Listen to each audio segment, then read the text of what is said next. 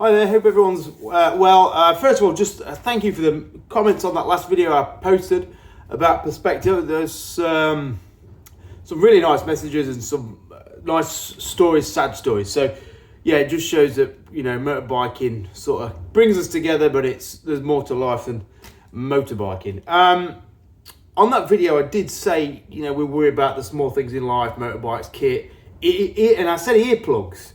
And I kind of, after I posted that and then I watched it back, I thought, oh, earplugs are actually one of the one things that I would say is vitally important as motorcyclists that we should consider. I know when I was 17, 18, 19, when I came back from Australia, you know, earplugs were just not synonymous with motorcycling. They were almost anti-motorcycling, because certainly on the two-stroke 125 I learnt to ride on, it was all about the noise and the atmosphere and the sensation of motorcycling. So the thought of dulling that down with earplugs was completely alien and uncool. You know, it's an uncool thing to wear earplugs.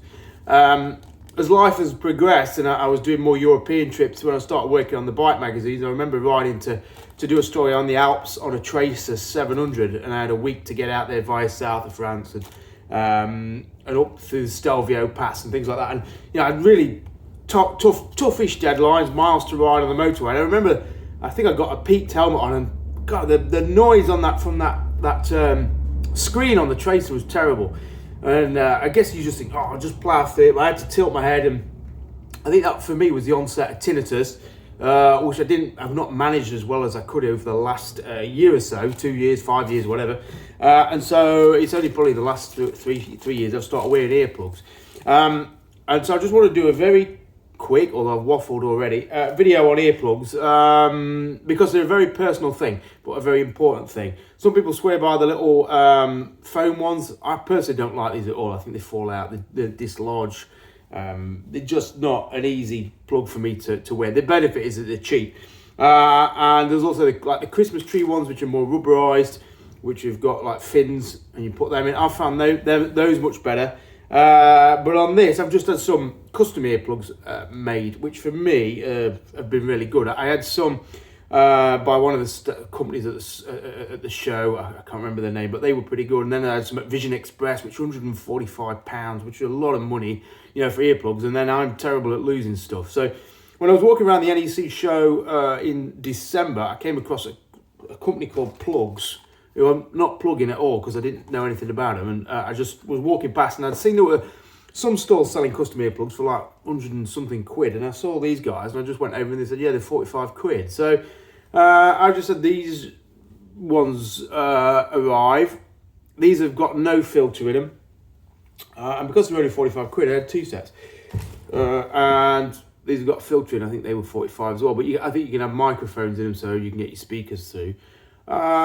But yeah, so custom earplugs for me have been really good.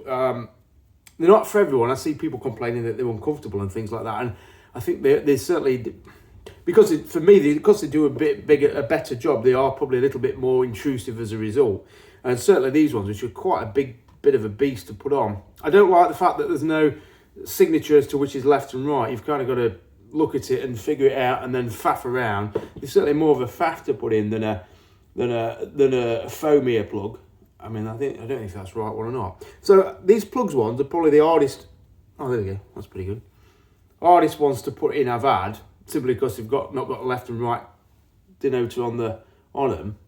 But once they're in, you cannot hear a thing, which is, some people are going to say that's dangerous on a motorcycle. Some people are going to say it's not synonymous with motorcycling. But seriously, if you haven't got tinnitus yet and you're doing a lot of miles, for me, it's going to come in at one point, because it's just inevitable. The endless noise of being on a motorcycle, unless you've got a good screen. Tinnitus is when your ears are just ringing. You're just laying in bed and your ears are ringing. You can get apps on your phone which play like, you know, background music, waves, raindrops, and people have to sleep with that playing all the night to drown out the noise of their own ears ringing, because the bone in the ear, I think it's the cochlea, is the only bone in the body that doesn't heal.